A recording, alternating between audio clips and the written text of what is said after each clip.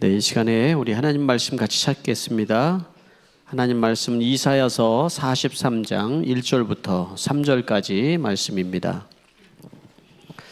이사야서 43장 1절부터 3절까지 말씀. 세번역 성경으로 제가 한 절, 여러분들이 한 절, 마지막은 같이 읽도록 하겠습니다.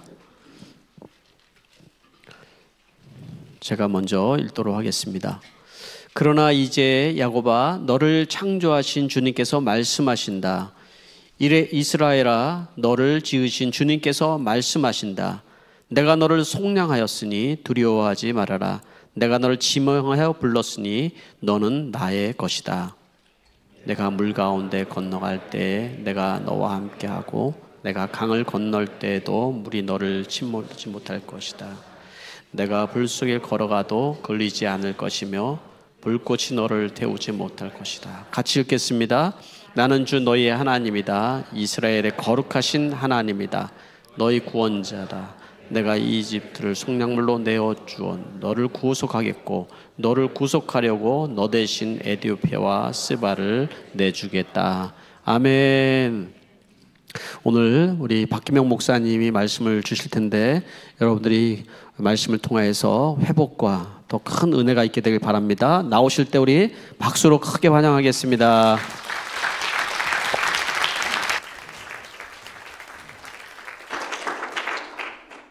마이크를 주시면 감사하겠습니다.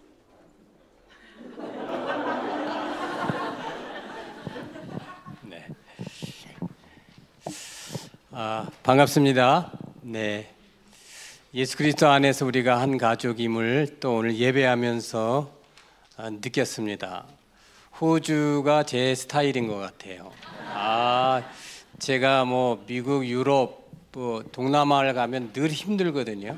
근데 호주에 왔는데 하나도 안 힘들고 컨디션이 막 더 좋고 이러네요.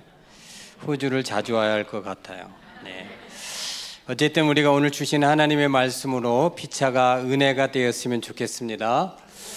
여러분들은 하나님을 많이 생각하실까요? 네. 하나님을 많이 생각한다고 해서 그것이 믿음의 전부는 아닐 것입니다. 그것을 성숙한 믿음이라고 오해해서도 안 됩니다. 성숙한 믿음을 생각할 때 늘 하나님을 떠올리고 주님을 생각하면서 더 기도하고 더 예배드리고 더 교회에 열심히 있는 것으로 그것을 믿음이라고 오해하시면 안 됩니다. 하나님을 생각했다면 하나님의 생각을 생각해야 합니다. 하나님께 기도하고 예배드리고 찬양했다면, 그렇게 하나님을 생각했다면 이제는 하나님의 생각을 생각하고 그 생각을 살아내야 합니다. 그렇게 그분의 뜻대로 살아야 비로소 믿음인 것입니다. 내 마음과 일상, 친구와 가족을 향한 하나님의 생각이 무엇인지, 내 꿈과 내 재능, 학교와 일터, 가족들, 자녀들, 또 목장에 담긴 하나님의 생각이 무엇인지, 상처와 두려움과 관계 속에 하나님의 생각은 무엇인지 우리가 고민하고 기도하며 내 생각을 하나님의 생각으로 맞추고 그 생각을 녹여 살아내야 비로소 믿음인 것이죠. 예수님이 그렇게 사셨습니다. 하나님의 생각을 따라 늘 사랑하고 용서하시며 용납하셨습니다. 약한 자보다 더 낮아지시고 아파하는 자보다 더 아파하시며 아무도 만지지 않는 자에게 사랑으로 안아주시며 모두가 떠난 자의 집에 들어가시고 빈 무덤 앞에서 모든 것을 잃고 상실감에 무너진 막달라 마리아의 이름을 불러주셨습니다. 그리고 다시 주님은 그녀의 모든 것이 되어주셨지요. 그 길의 과정은 고난과 아픔과 상처와 못박힘도 있지만 그 길의 끝에 영광스러운 하나님의 우편이 있다고 합니다. 주님께서 우리에게 너의 십자가를 지고 나를 따르라 하신 말씀에 그 의미가 담겨 있는 것이죠. 그 삶이 가장 완전하고 복된 삶이라고 주님이 말씀하십니다. 하나님의 생각이 저와 여러분의 삶이 되시기를 주님의 이름으로 축복합니다. 존재하는 모든 것에 스토리가 있지요. 창틀에 올려진 작은 화분 하나에도 스토리가 있고 길가에 핀 들꽃 한 송이에도 의미와 스토리가 있습니다. 아스팔트 틈 사이에 들풀 하나에도 스토리가 있는 것입니다. 오늘 여기 모인 우리 모두에게도 하나님의 스토리가 있습니다. 그냥 아무 이유 없이 존재하는 것은 없지요. 그렇습니다. 우리는 하나님으로부터 시작된 존재들이기 때문에 태초에 하나님이 우리들을 생각하셨고 그분의 생각의 실현으로 오늘 우리가 이 자리에서 그분을 예배하며 그분의 자녀로 복된 삶을 살아가고 있는 것이지요. 모든 공간에는 그 공간을 채우고 있는 사물들이 놓여 있습니다. 그 사물들이 올바른 위치에 있을 때 그 공간은 조화롭고 안정감을 줄 수 있게 되죠. 우리에게 편안함을 주고 안정감을 주는 장소에는 바로 그런 이유와 조건들이 충족되어 있는 것입니다. 공간 디자인이 그만큼 중요한 것이죠. 오늘 이 자리, 이 예배의 공간에도 놓여 있어야 할 자리에 그것이 있고 균형이 잘 맞아 있을 때 이곳에 모인 모든 분들이 마음 편하게 안정감을 가지고 하나님을 예배할 수 있는 것입니다. 그러니 우리가 물건들을 배열해 놓을 때도 지혜가 있어야 하는 것입니다. 인간도 마찬가지입니다. 사람들이 불행한 이유는 하나님과의 관계가 뒤집혀 있어서 그렇습니다. 질서가 무너지면 삶이 어려워지고 고통인 것이지요. 하나님과 사람의 위치가 잘못 설정된 것입니다. 우리가 하나님을 신앙하지만 일상에서 그 위치가 바로 설정되지 못해서 삶이 고달프고 불안하고 불안전한 가운데서 결국 우리가 고통하게 되는 겁니다. 하나님과 우리의 위치가 바로 설 때 우리는 그때 비로소 안정감을 누리고 우리가 하는 모든 일에서 형통을 경험하게 되는 거죠. 우리가 하나님을 알고 삶의 위치를 바로 하면 일상에서의 실수들을 우리가 막을 수 있게 됩니다. 하나님의 생각을 모르고 내 생각으로 살아가면 별 수 없이 우리는 고통해야 할 것입니다. 하나님을 알고 나를 알면 내 존재 위치의 설정이 정확해지죠. 하나님을 바라봄으로써 일상에서 우리는 정확한 위치에서 일상을 살아가게 됩니다. 그렇게 되면 우리가 추구하는 모든 것, 우리가 시도하는 모든 일들의 열매가 있게 되는 것입니다. 우리가 하나님을 신앙하고 그분을 믿는다고 하면서도 우리의 일상이 어려워집니까? 어그러졌습니까? 그 이유는 하나님과 우리의 위치가 잘못되었기 때문에 그런 결과가 오는 것임을 오늘 우리가 깨달을 수 있게 되시기 바랍니다. 하나님의 생각을 모르고 내 생각으로 살면 우리는 고통할 수밖에 없다는 사실. 그렇게 우리가 하나님과 올바른 위치에 있을 때 그때 비로소 우리는 옳은 것입니다. 삶의 기준선이 분명해지니 복잡했더니 인생이 단순해지는 겁니다. 있어야 할 곳에 있게 되니 삶의 균형이 이루어지게 되니 성과 있는 일상이 가능해집니다. 즐겁고 행복한 보람된 인생을 우리가 경험하게 되는 것이지요. 모든 것을 하나님 우선순위로 사시게 되시기를 축복합니다. 그것이 바로 인생의 질서입니다. 우리의 인생의 주인 되신 주님께 모든 것을 여러분이 묻고 결정하시면 됩니다. 더 이상 내 생각으로 하나님을 수정하려 하시면 안 됩니다. 내 생각에다 하나님의 생각을 맞추려는 시도는 어리석은 겁니다. 하나님의 생각에 내 생각을 맞출 때 우리는 그때 형통을 경험하게 된다는 사실을 꼭 기억할 수 있게 되시기 바랍니다. 우리의 일상에서 우리들의 관심사는 언제나 타이밍에 집중되어 있지요. 내가 원하는 때에 내가 원하는 것을 내가 원하는 방법으로 이루어지는 것을 우리는 목적합니다. 그런데 그 타이밍이 도와주지 않아서 우리는 늘 답답한 거지요. 하나님께서 그 타이밍에 맞춰서 일을 해 주셔야 하는데 내 생각대로 되지 않는 그것 때문에 우리의 신앙에 갈등이 생기고 믿음이 흔들리고 시험에 드는 것입니다. 우리 모두가 하나님을 믿습니다. 그 믿음이 다른 삶을 가능하게 해야 하는데 하나님께 우리가 기도하면 하나님께서 그 일들을 타이밍에 맞춰서 응답해 주셔야 하는데 실제 우리의 일상에서는 그런 결과가 반복되지 않으니 안타깝습니다.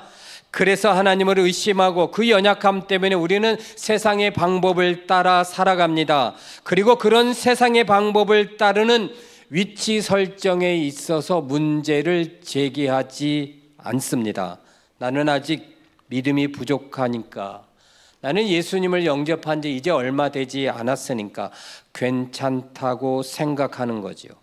믿음의 수준이 절대적인 믿음이 아니라 선택적인 믿음인 것입니다. 여러분, 선택적인 믿음으로는 우리가 그 능력을 경험할 수 없어요. 믿음에는 능력이 있다고 성경은 말하는데 여러분, 우리 모두가 다 예수님을 믿는 믿음을 갖고 있는데 일상에서 그 믿음의 능력을 경험하지 못한다면 혹 우리의 신앙이, 우리의 믿음이 선택적이지는 않은지 점검해 보아야 할 것입니다. 하나님은 우리에게 전부를 요구하세요.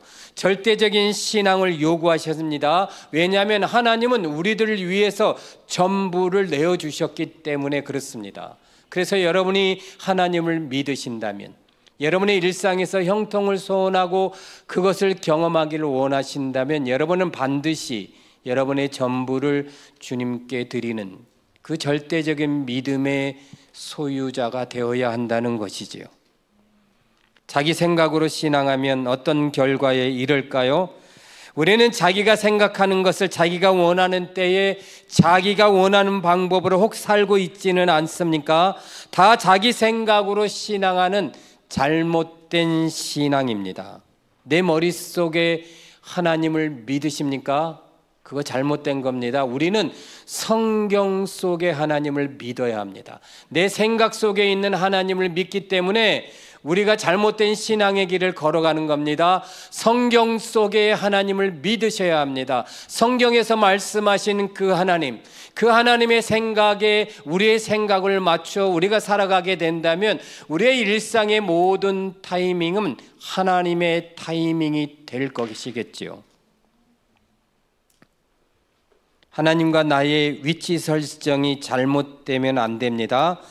이런 신앙은 어느 만큼은 괜찮은 것 같고 문제가 없어 보이지만 결국 그것 때문에 삶이 복잡해지고 인생이 어그러집니다. 심하면 회복 불능 상태가 되지요. 여러분 모두가 다 경험해 보았지만 잠깐의 실수 때문에 무너진 일상들이 있습니다. 그래서 우리는 하나님 앞에 나와 부르짖어 하나님의 은혜를 구합니다. 하나님은 자비하시니까 우리의 기도에 응답해서 하해 주셔서 다시 회복할 수 있는 길을 열어주시죠. 그런데요, 우리가 꼭 기억해야 하는 것은 우리가 다시 정상으로 회복되기까지는 많은 시간이 필요하고 또 비용도 많이 든다는 겁니다. 하나님은 우리에게 도깨비 방망이가 아니십니다. 알라딘 램프의 지니도 아니십니다. 그래서 우리의 실수를 우리가 하나님 앞에 고백하면 한순간에 다시 원상복구시키시는 그런 하나님이 아니십니다. 우리가 하나님의 말씀을 붙잡고 순종의 길을 걸어가면 하나님은 우리에게 많은 것으로 보상해 주시지만 우리가 하나님을 등지고 내 생각대로 믿음을 살아가게 되면 우리는 많은 것들의 대가를 치루어야 하는 것이지요.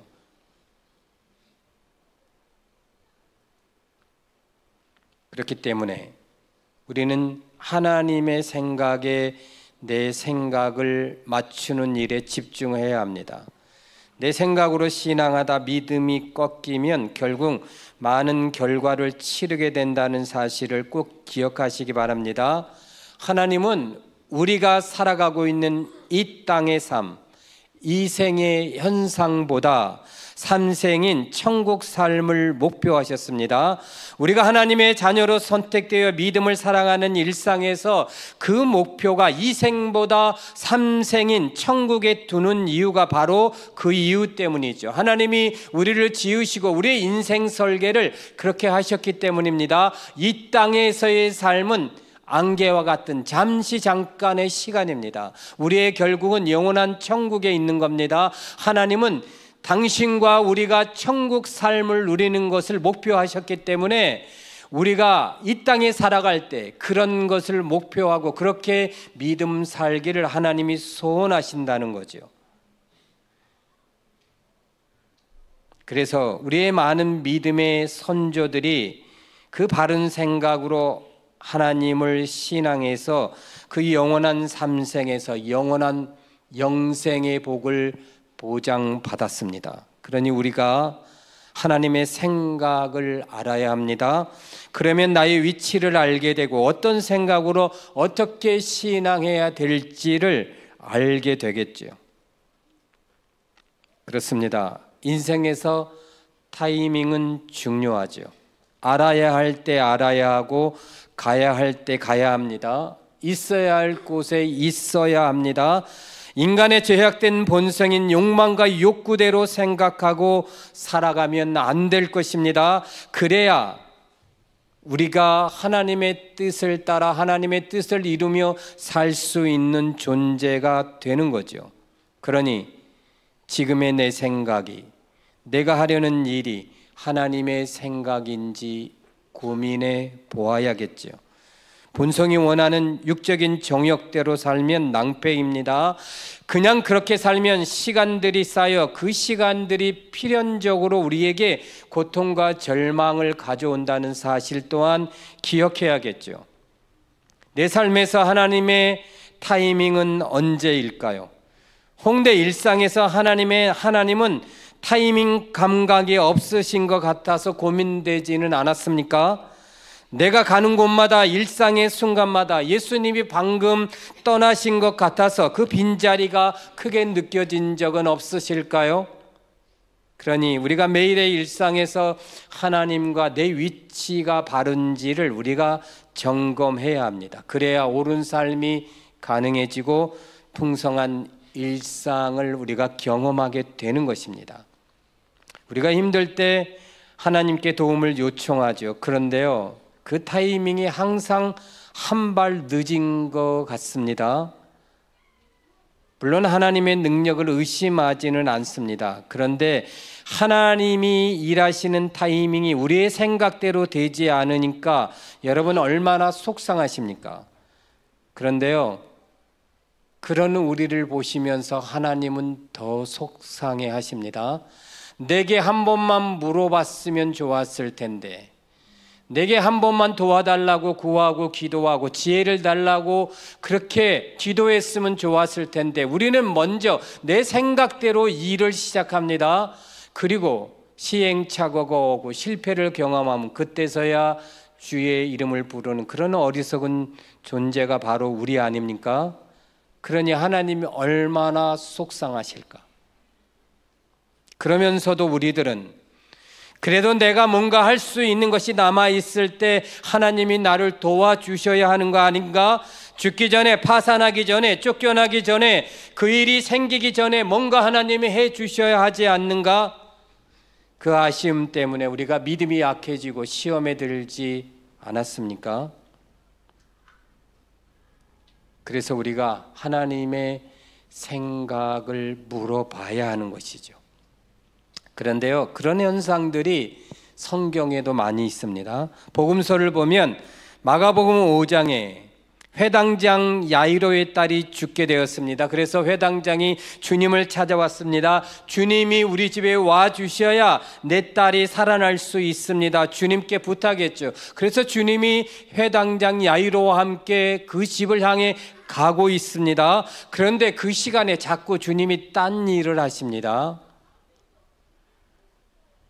회당장 야이로의 타이밍에 하나님이 맞춰주시지 않은 거죠. 햇빛 그때에 그 많은 군중들이 예수님을 따라오는데 누군가 예수님의 옷자락을 만졌습니다. 예수님이 뒤돌아서셨죠. 누가 지금 내 옷자락을 만졌다. 제자들이, 선생님, 지금 이렇게 많은 무리들이 밀고 밀치고 하는 이때에 무슨 말씀을 하시냐고. 근데 아니, 누가 나를 만졌다. 그래서 예수님이 찾았습니다. 혈루병을 앓았던 여인이었죠. 그리고 그 여인에게 따라 내가 내 믿음이 너를 구원했다. 구원을 이루시고 다시 야이로의 집으로 가시는데 사람들이 달려왔습니다. 딸이 이미 죽었답니다.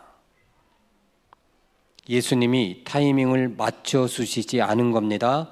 나사로가 죽을 때도 그랬습니다. 마르다와 마리아가 오빠가 죽어가니까 예수님께 전가를 했습니다. 주님이 와 주셔야 한다고. 그런데 예수님이 나사로가 죽은 지 3일이 지나서야 오셨습니다. 그때도 예수님이 마르다와 마리아의 타이밍을 맞춰 주시지 않았죠. 그래서일까요? 예수님이 십자가에 달려 돌아가실 때도 사람들이 예수님을 조롱합니다. 이렇게 조롱합니다. 네가 하나님의 아들이면 자기를 구원하고 내려와라. 지금이 그 타이밍이라고 요구했습니다. 그런데 예수님이 십자가 위에서 그냥 죽으셨습니다. 당신이 하나님의 아들임을 보여주었어야 했는데 그때 제자들은 물론이고 예수님을 죽이는 자들도 이제 끝이다 그런 생각을 했습니다. 그래서 당시 제자들은 예수님의 죽음 앞에서 절망했던 거죠. 그때도 예수님이 타이밍을 안 맞춰 주셨습니다. 결과는요, 야이로의 딸이 다시 살아났습니다. 죽었던 나사로가 다시 무덤에서 살아나왔습니다. 십자가에서 죽으신 예수님이 부활하셨습니다.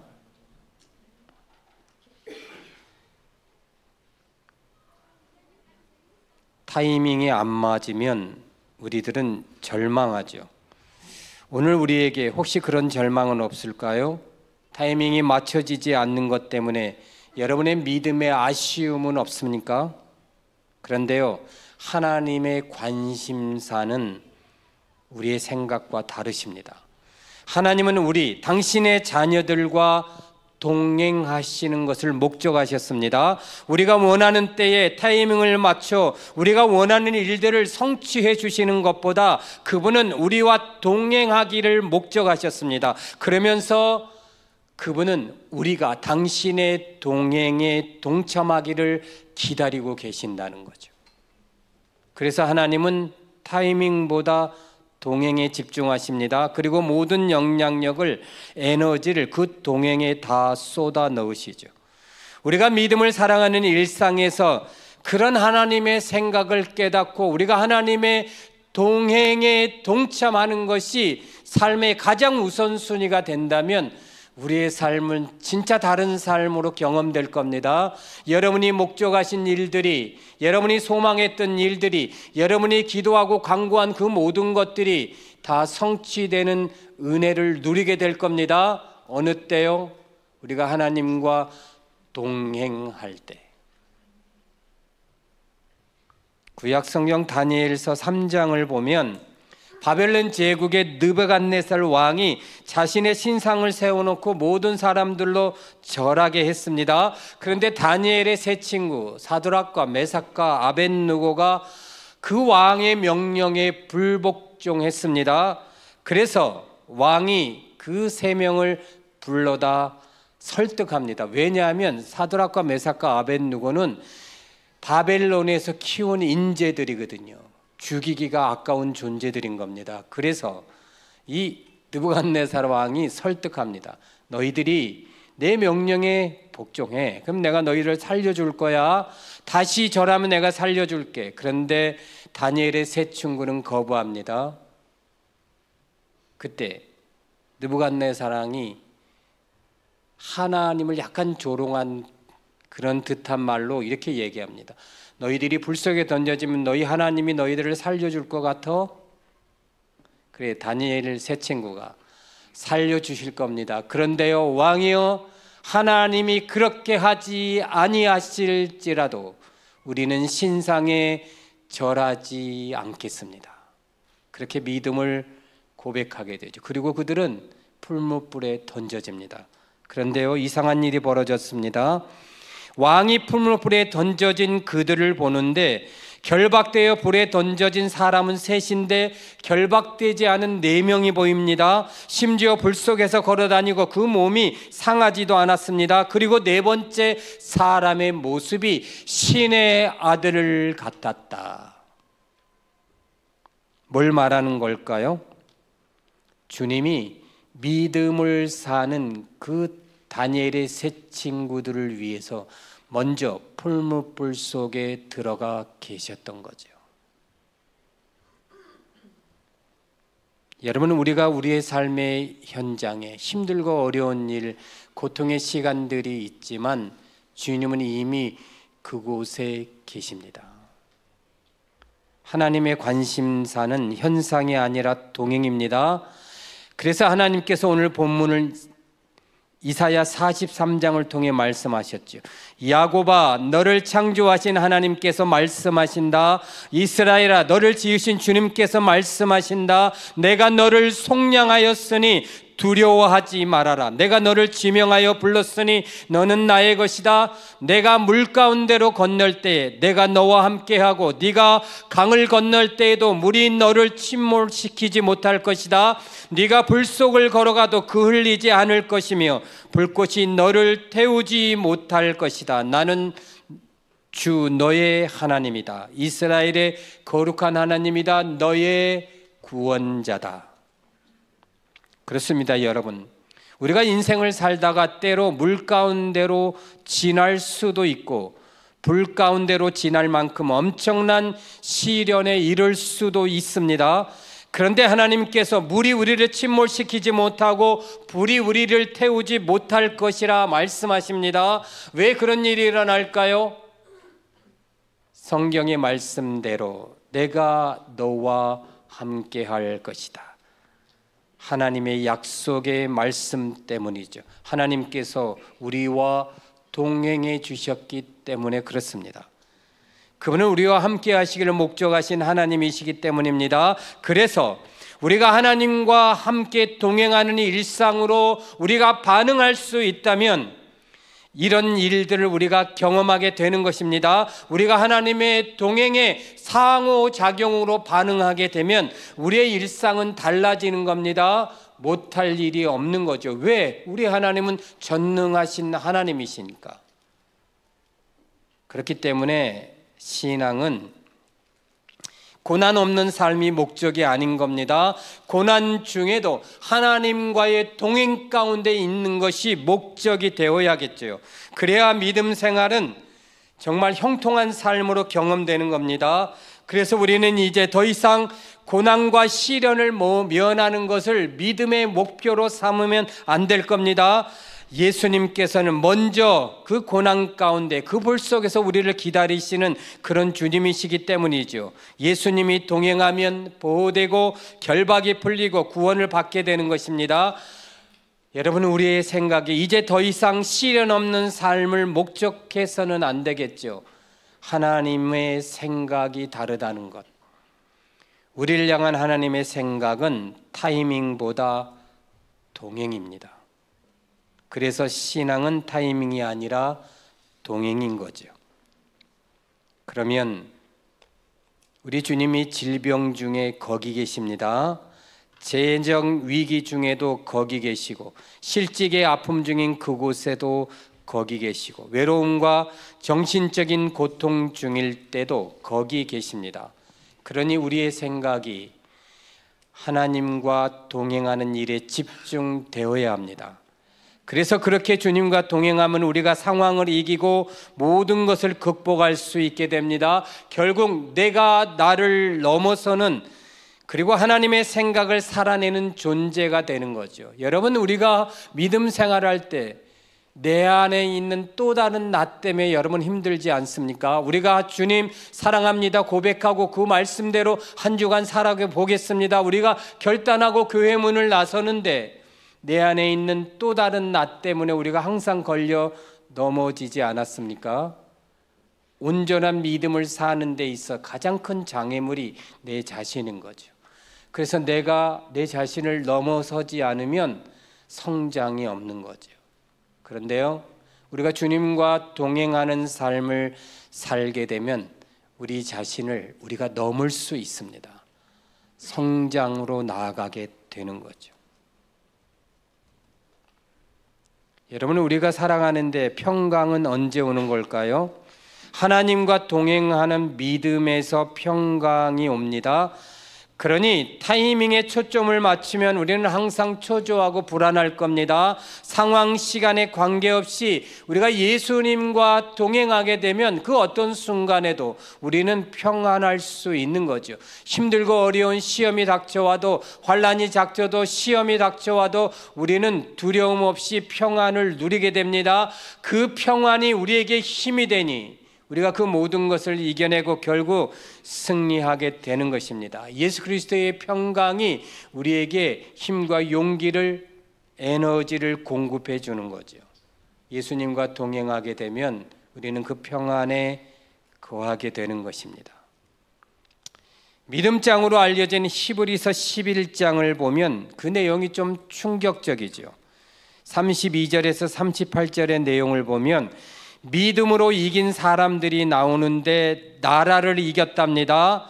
사자의 입을 막았답니다. 불의 세력을 멸하고 성도의 죽음조차 부활로 받아들였답니다. 그런데요, 그 뒷부분의 내용은 더 충격적입니다. 믿음으로 망하고 죽은 사람들이 열거되는데 심한 고통, 조롱, 채찍에 맞습니다. 결박당에 옥에 갇히고 죽음을 당한 사람들이 기록되어 있습니다. 스데반이 돌에 맞아 죽고 이사야는 톱으로 키워서 죽음을 당했습니다. 초대교회 성도들은 콜로세움에서 양과 염소의 가죽을 입고 죽어갔습니다. 신앙 때문에 궁핍하고 환난을 당하고 학대를 당했습니다. 그런데요, 성경은 이런 사람들을 세상이 감당하지 못했다, 그렇게 기록하고 있죠. 무슨 뜻일까요? 결국 앞에 기록된 이긴 사람들과 뒤에 사람의 결국이 똑같다는 뜻입니다. 불에서 나온 사람이나 톱으로 키워서 죽은 사람이 어찌 같을 수 있겠습니까? 하는 일마다 잘 되는 사람과 고문당하고 조롱당하고 죽음당한 사람이 같다는 말이 그게 말이 됩니까? 그런데 왜 이들이 같다고 성경은 기록하는 것일까? 삼생의 부활이 있기 때문입니다. 이 세상의 일이 끝이 아니기 때문입니다. 세상 기준으로 보면 해피엔딩이 아니라 새드엔딩입니다. 그런데 이 땅의 삶 이후 삼생에서는 해피엔딩, 영생이기 때문이죠. 여러분, 이 세상은 잠시 잠깐의 시간, 그 시간이 얼마나 짧은지 안개와 같다 그랬습니다. 그런데 우리가 이 땅에 살아가면서 이 땅이 전부인 것처럼 살면 어찌 될까요? 우리가 하나님의 동행에 동참하지 못한 상황인 겁니다. 여러분이 세상 일에 집착하고 있고 그거 안 되면 어쩌지 염려 근심 가운데 있다. 지금 여러분이 하나님의 동행의 트랙에서 벗어난 겁니다. 다시 동행의 트랙으로 올라서야 다시 정상적인 삶으로 우리가 나아갈 수 있게 되는 거죠.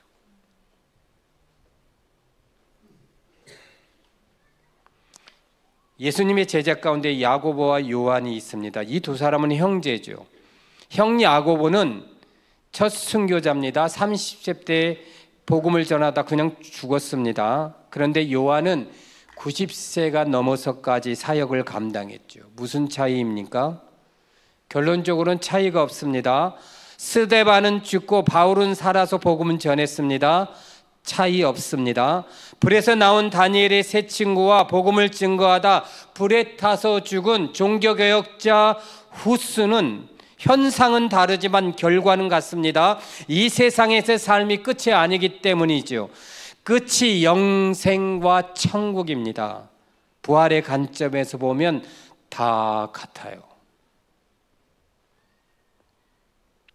여러분, 이민 생활이 얼마나 벅차십니까? 제가 호주에 처음 와서 이렇게 얘기들 들어보니까 정말 치열한 삶을 사시던데요, 다들. 예?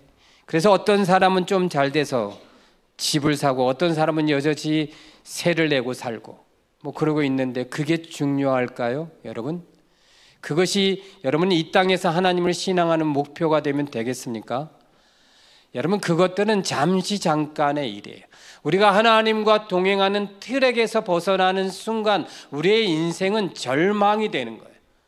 주님과 함께 동행하는 그 믿음의 트랙 위에 있을 때 우리는 영원한 천국을 소유한 복된 존재들이 되는 것입니다. 해피엔딩 다 좋아하죠. 여러분, 우리의 끝이 어디입니까? 영어로 goodness, 선은 끝이 좋다는 그런 뜻이죠. 그래서 선하신 하나님, 끝이 좋게 해주신 하나님이십니다. 그 하나님이 우리의 삶의 모든 것들이 합력하여 선을 이루게 해주신다. 성경은 기록했습니다. 우리의 인생에 펼쳐진 모든 일들의 끝이 좋게 하겠다. 그게 하나님의 약속이죠. 그래서 사도 바울이 선언합니다. 우리가 알거니와 하나님을 사랑하는 자, 그 뜻대로 부르심을 입은 자들에게는 모든 것이 합력하여 선을 이룬다. 우리가 하나님과 동행하는 장소에 있게 되면 이런 일들이 벌어진다는 거예요. 그런데요, 많은 사람들이 하나님을 믿는다고 하는 기독인들이 인생의 끝을 세상과 이 땅으로 보니까 신앙이 모순같이 느껴지는 것입니다. 끝이 천국이라면 믿음으로 불에서 나오나 믿음으로 불에서 죽으나 다 같은 거 아닐까요? 믿음을 사는 오늘의 현상이 지금 몸이 좀 약해서 몸이 좀 연약하다 해도 일상에서 우리 서로들의 위치가 좀 다르다 해도 먹고 사는 일에 차이가 있어도 생김새가 좀 다르다 해도 결국이 다 같은 것입니다. 우리의 종착지는 이 땅이 아닌 영원한 천국이기 때문이죠. 중요한 것은 우리에게 진짜 믿음이 필요하고 그 믿음이 하나님과 동행이어야 한다는 것. 그래서 하나님은 우리를 향한 하나님의 생각은 동행입니다. 내 인생에 하나님과 동행하는 인생인가 그렇지 않은가가 모든 것을 결정할 것입니다. 그러니 세상 생각으로 인생을 예측하려 하지 마시기 바랍니다. 하나님을 아는 일에 집중해야 합니다. 늘 안 되는 사람들이 꼭 두려움과 근심으로 자꾸 예측하는 일에 에너지를 낭비하는 거죠.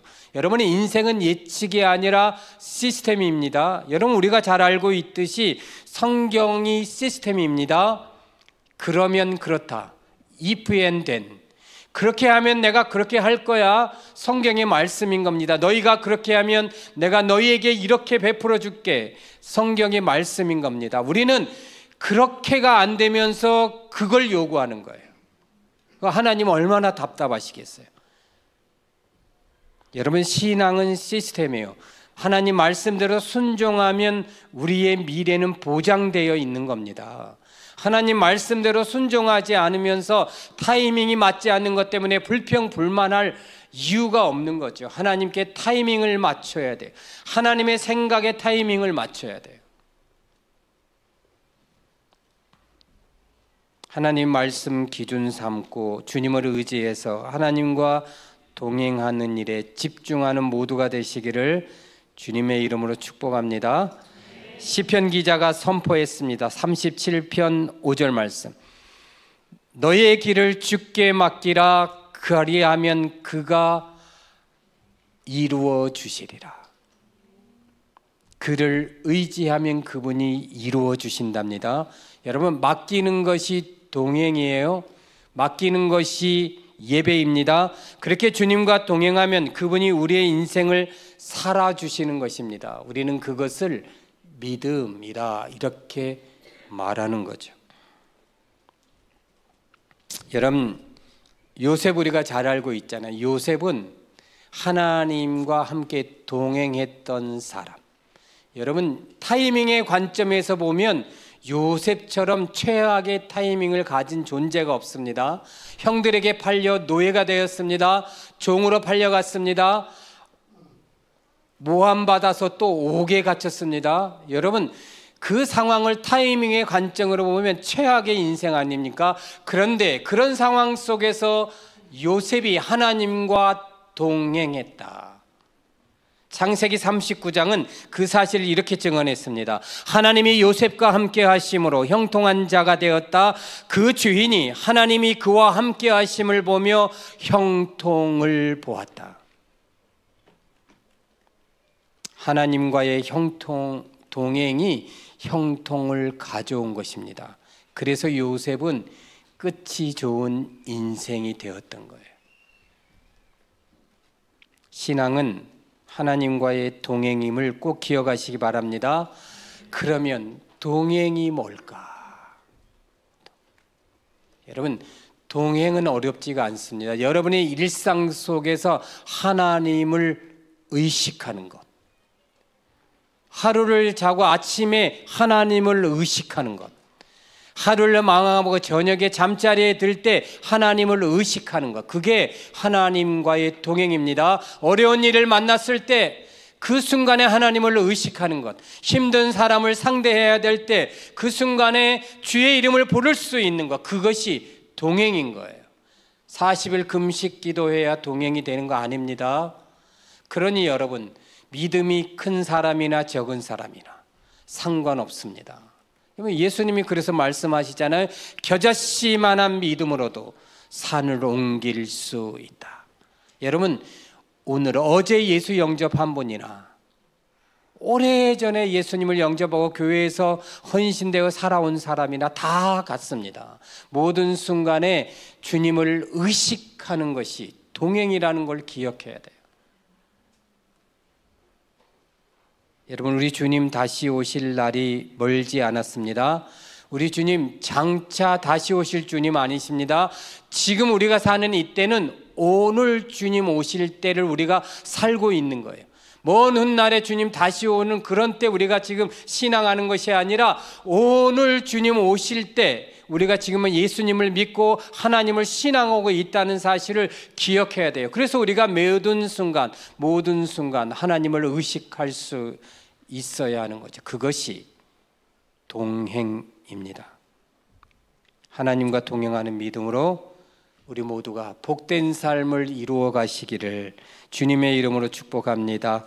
같이 기도하겠습니다. 사랑이 많으신 하나님, 귀한 말씀으로 우리에게 은혜 주셨으니 감사합니다.